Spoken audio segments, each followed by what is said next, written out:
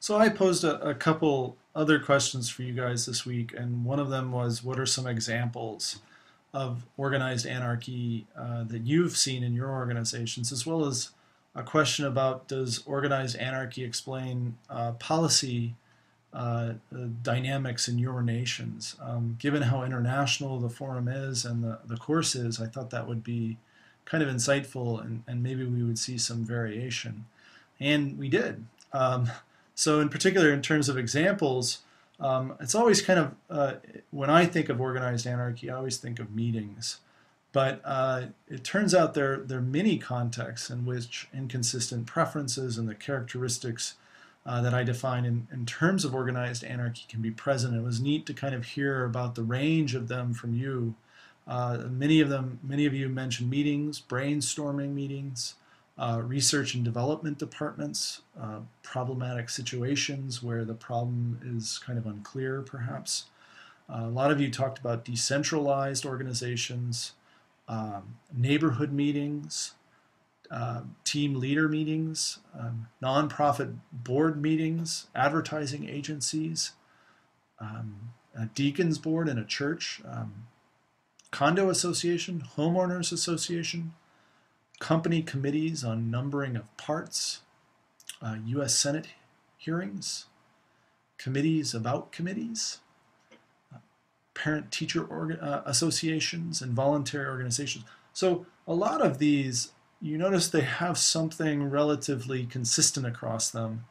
And I think what is it about them? A lot of them are flat organizational structures, or at least contexts where relatively equal participants in terms of status are entering, and where possibly a lot of inconsistent preferences are feasible, you discover them, or where there's some fluidity in terms of what problems and solutions are brought to the fore.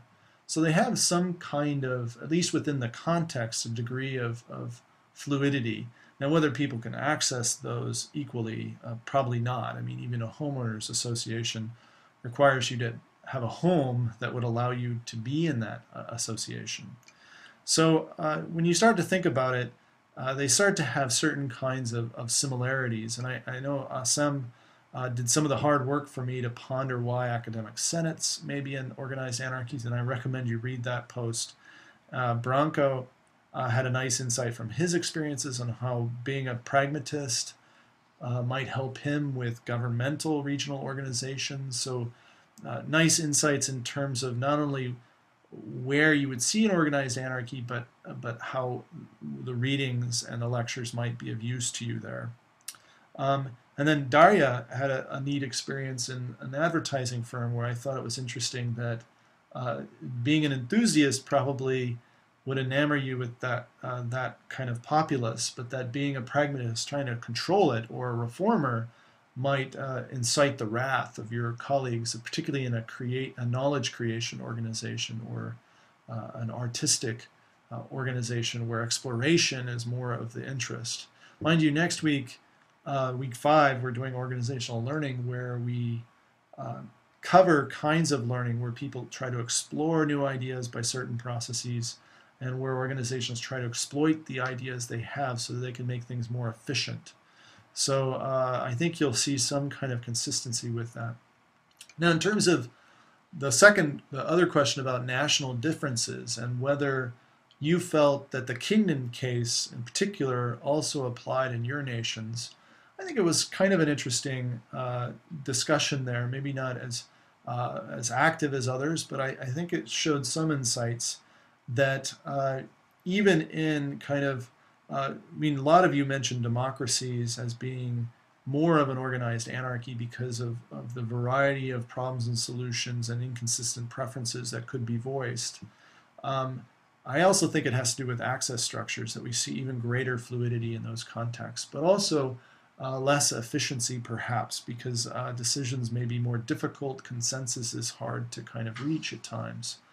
Now, within countries that are centralized, or a socialist country perhaps even, where access is more constrained and the process of decision making may be more private, that we don't see at all, I suspect even within those inner circles, that those meetings might not have may have quite a bit of the qualities of an organized anarchy, particularly if it's allowable that people can voice their concerns and that the agenda can be set by multiple people, etc.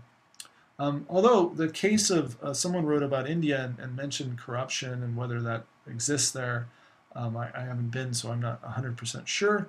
But if you have countries or even places, organizations that have increased corruption or greater regulation, I think regulation tends to remove some of these organized anarchic elements. So same thing with centralization. So a reformer, a lot of our institutions try to remove some of these qualities.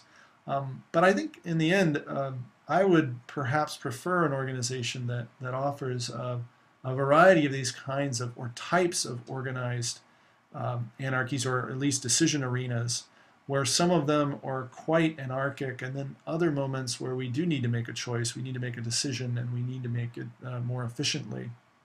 So I could see where we would want different kinds of decision arenas and their arrangements, and that we make clear that those are kind of different needs within the organization for its proper functioning.